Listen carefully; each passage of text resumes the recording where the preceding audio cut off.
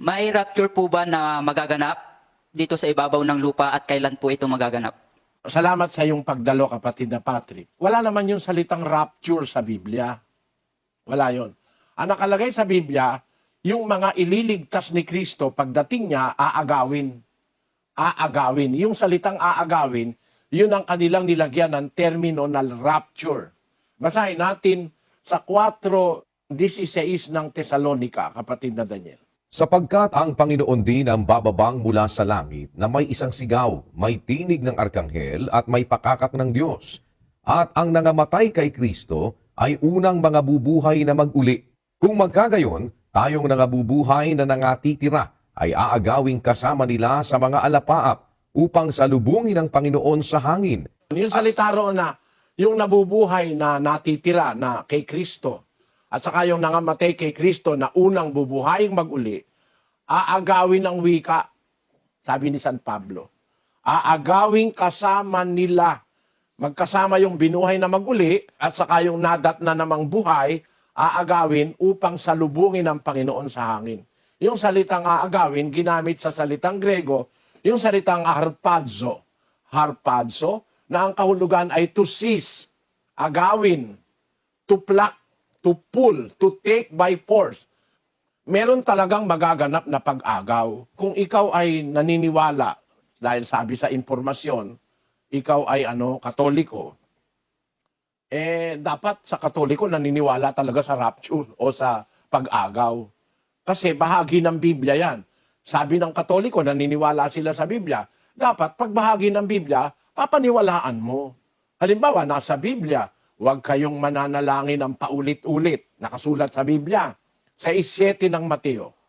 At sa pananalangin ninyo ay huwag ninyong gamitin ang walang kabuluhang paulit-ulit na gaya ng ginagawa ng mga hentil sapagkat iniisip nilang dahil sa kanilang maraming kasasalita ay didinggin sila. Huwag nga kayong magsigaya sa kanila sapagkat talastas ng inyong ama ang mga bagay na inyong kinakailangan bago ninyo hingin sa Kanya. Nasa Biblia yan. Pag nasa Biblia, kapatid, dapat maniwala ka. Kasi bago pa lumitaw ang Iglesia Katolika, nakaipon na ang Biblia. Panahon pa ni Timoteo. May mga tao nang nagmalasakit na pagsama-samahin ang mga banal na aklat na isinulat sa iba't ibang panahon ni Moises, ni Josue, ng mga propeta, mga kinasangkapan ng Diyos. Iniipon na yan talaga. At sa panahon pa ni Timoteo, anyo 65, 65 AD, sinabi na ni Pablo kay Timoteo, ang mga banal na kasulatan makakapagpadunong sa iyo sa ikaliligtas. Basahin natin, kapatid na Daniel. At mula sa pagkasanggol ay iyong nalalaman ang mga banal na kasulatan na makapagpapadunong sa iyo sa ikaliligtas sa pamamagitan ng pananampalataya kay Kristo Jesus. Ang lahat ng mga kasulatan na kinasihan ng Diyos ay mapapakinabangan din naman sa pagtuturo, sa pagsansala, sa pagsaway, sa ikatututo na nasa katwiran. Yon, lahat ng mga kasulatang kinasihan ng Diyos, panahon pa ni Timoteo, ay nakaipon na ang mga banal na kasulatan. Meron ng mga banal na kasulatan as early as year 65 AD. Kasi nung isulat po ni Pablo yung sulat niya kay Timoteo ay 65 AD. Noon pa lang, nakakompile na yung mga banal na kasulatan sa panahon pa ni Timoteo. Ano ang ibig kong ipunto, kapatid na Patrick? Pagka Katoliko ka at nagsasabi kang naniniwala ka sa Biblia, dapat automatic maniwala ka sa nakasulat sa Biblia. Ang nasa Biblia, huwag kayong mananalangin ng paulit-ulit. Walang kabuluhan yung paulit-ulit. Dahil hindi naman bingi ang Diyos. Hindi naman ang Diyos mahina ang pandinig. O dapat na kulitin, na ulit-ulitin, 10 abagi noong Maria, 10 ama namin, 10 ganire, 10 ganon, 5 ganito, 5 ganon. Sa 7, sa pananalangin ninyo, huwag ninyong gagamitin ng walang kabuluhang paulit-ulit. Kasi hindi mo pa nga sinasabi, alam na ng Diyos Sa 8, huwag kayong magsigaya sa kanila sa pagkatalastas ng inyong ama, ang bagay na kinakailangan ninyo bago ninyo hingin sa Kanya. Bago ka pa magsalita, alam na ng ama yung kailangan mo Ba't mo kailangang ulit-ulitin? Nasa Biblia yan. Gaya rin naman, nung salitang may pag-agaw na mangyayari sa lupa. aagawin ang mga magiging dapat kay Kristo doon sa unang pagkabuhay na maguli. Kaya yung salitang pag-agaw, yun ang tinatawag nilang rapture. Ang tanong ng kapatid na Patrick, meron ba raw magaganap? Dapat maniwala kang meron. Ako naniniwala. Dahil naniniwala ako sa Biblia, may pag-agaw na mangyayari. Aalisin sa lupa yung mga maliligtas. Kasi may mga magaganap na masasamang bagay sa lupang ito. Yung mga maliligtas, aagawin ng Diyos sa pamamagitan ni Kristo. Nasa Biblia yon, kapatid. Kaya, tatanong mo, may magaganap ba? Meron. Wala akong duda kahit kapiraso. Aagawin ng Diyos ang mga maliligtas sa pagbabalik ni Kristo para sila ay maghari doon sa mga taong hindi pa kumikilala sa Diyos. Maghahari sila sa kanila sa loob ng 1,000 taon. Pagkatapos ng pagkabuhay na mag-uli, kasi bubuhayin mag-uli ang mga tao nasa pasyon nga yun, nasa Biblia. Sa balye ni Josaphat, hihipan niyang pakaka, na ipupukaw sa lahat.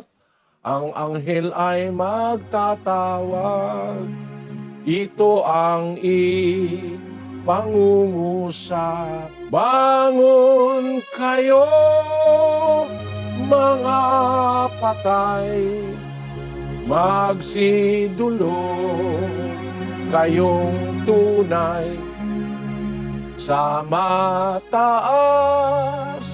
na hukuman, yaong sumakop sa tanan, Haring makapangyarihan. Ayon, may pagkabuhay na maguli ng mga patay. Yung binuhay ng mga maliligtas, aagawin yon kasama nung mga buhay na dinatnang mababait na tao, aagawin ng Panginoon para sila alisin pansamantala dito sa lupa. Pagkatapos, sa pasimula ng 1,000 taon, maghahari sila kasama ng Panginoong Jesucristo para yung mga taong masasama mapabuti. Basahin natin ang 24 ng Apokalipsis. At nakakita ako ng mga luklukan at may mga nagsisiluklok sa mga ito. Sila'y pinagkalooban ng paghatol.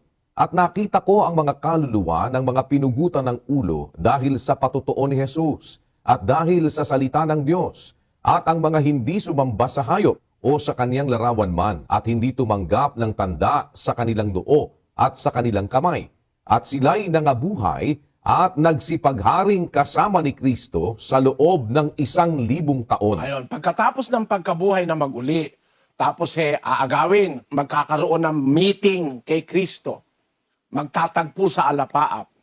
Tapos pagkatapos pala ng pagkabuhay na maguli, sabi dito ni San Juan, nagsipaghari silang kasama ni Kristo sa loob ng 1,000 taon. Kaya meron pong tinatawag na paghahari si Kristo sa huling 1,000 taon sa mundo. Pagkatapos ng tinatawag na rapture o pag-agaw, maghahari yung mga inagaw kasama ni Kristo sa mga ibang taong naririto pa sa mundo na matitigas pa ang ulo, masasama. Yun parang grace period ng Diyos sa sangkatauhan na sa paghahari ni Kristo sa loob ng 1,000 taon after ng first resurrection, ang pag-asa ng Diyos ay mapabuti ang mga tao. Lipulin yung mga kaaway ng katwiran. Lipulin yung mga masasama at pasukuin sa ilalim ni Kristo. Yun ang sinasabi sa 15:24 ng unang Korinto. Kung magkagayoy darating ang wakas, pagka ibibigay na niya ang kaharian sa Diyos, sa makatwid bagay sa Ama, pagka lilipulinan niya ang lahat ng paghahari at lahat ng kapamahalaan at kapangyarihan, sapagkat kinakailangang siya'y maghari hanggang mailagay niya sa ilalim ng kanyang mga talampakan ang lahat niyang mga kaaway. Sa paghahari ni Kristo, lahat ng kaaway ng katwiran, lahat ng kaaway ng kabutihan, yung mga nang aabuso sa kapwa, kailangan siya'y maghari hanggang mailagay niya sa ilalim ng kanyang talampakan ng lahat niyang mga kaaway. Kaya sa loob ng 1,000 taon, maghahari sa lupa ang Panginoong Jesucristo para lipulin ang lahat ng kaaway ng katwiran. Iyon ay magaganap after nung rapture, kapatid na Patrick. Nasa Biblia yan. Kapatid na Patrick, naintindihan mo yung sagot ko. Opo, Brad Eli.